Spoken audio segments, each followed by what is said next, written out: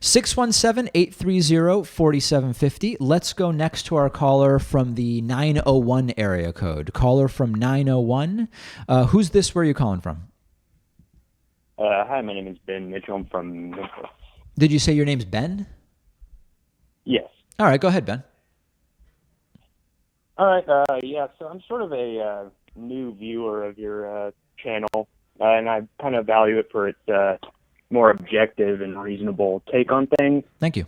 But a recent video kind of made me afraid that you're feeling a pressure maybe to seem as objective as possible, and that is the Alexandria Ocasio-Cortez video. Okay.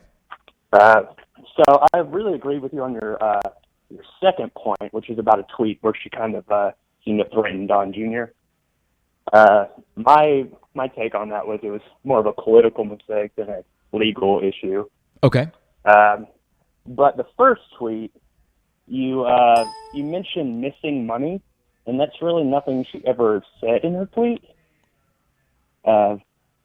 Yeah, listen, we followed up on this a couple of times. You can certainly make the case that she wasn't literally saying use the missing Pentagon money to pay for healthcare, and that she was just pointing out how the amount that would be needed for Medicare for all is not that much bigger than what we sort of accept as accounting errors on the Pentagon side. I understand that's certainly, that's a very charitable reading of the tweet that could be issued. But, I think without relitigating that, because we've already done that in a couple of phone calls, what I'm more interested in is when you say that you like my objectivity, but that the Alexandria Ocasio-Cortez clip made you question that a little bit. What do you mean?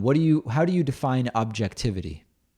Well, that made me seem like you were feeling pressure to seem objective by countering someone that people perceive as being on your side. And who would be pressuring me to do that?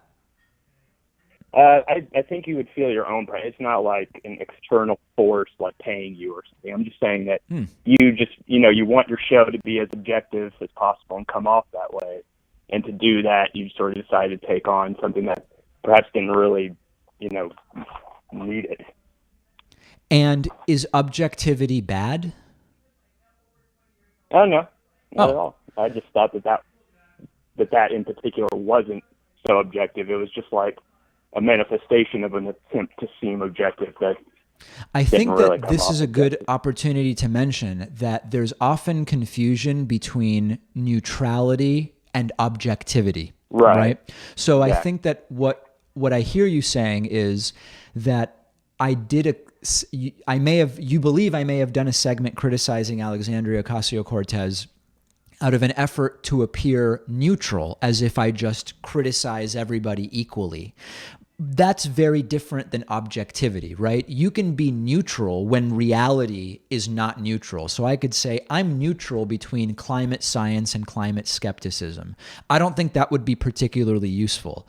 Objectivity, I think, should be applauded, which is I'm not going to let partisan politics blind me from criticizing someone when I believe they're saying the wrong thing. Now, you could say, I don't think she said the wrong thing, or I think you're misinterpreting it, but I think this is a really important media literacy thing. Let's make sure we understand that neutrality is a sort of concocted position that one can have, whereas objectivity is trying to evaluate facts without allowing biases to cloud your judgment, if that distinction makes sense. Correct. Yeah, I guess in this context, I'd say you were veering into neutrality for the sake of objectivity. It's kind of my concern.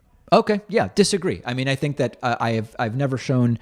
I think you would be hard pressed to make the case that I have attempted to be neutral on the program for the sake of being neutral. In fact, I've made it clear this is a progressive show, but I need to be objective based on my values and my analyses of issues. But I appreciate you letting me know, and this is an interesting conversation that we'll keep having. Thanks for the call. One of today's sponsors is privacy.com/Pakman, which is a free service that I myself use. Really useful in many different ways. Takes just a few seconds to link your debit card to privacy.com. Then you can create virtual credit cards that are linked directly to your bank account, and you use those virtual credit card numbers to buy things online, which protects your actual debit card so that it's not spread all over the internet. And one of the best things about it is how their mobile app and browser extensions for Chrome and Firefox make it really easy to use. Let's say, for example, that I'm signing up for a David Pakman Show membership. In the credit card number field, I already see the privacy.com icon. I just click it, choose which of my virtual credit cards I want to use, and the credit card number, expiration date, and security code are automatically entered. I can put in any zip code I want, and I'm done. And if you try to use my credit card number that you just saw on the screen, it doesn't matter because I've already deleted that virtual card, and that's the beauty of privacy.com. There are a ton of advantages to using a free service like this. For example, you can sign up for as many free trials as you want, then just delete the virtual credit card you used and never worry about getting charged for it. It protects you from getting hacked. It protects you when companies are hacked, which happens all the time. It is all completely free. All you have to do is click the link under this video to get started. And for a limited time, they're giving everyone in our audience $5 towards your first purchase when you sign up using that link.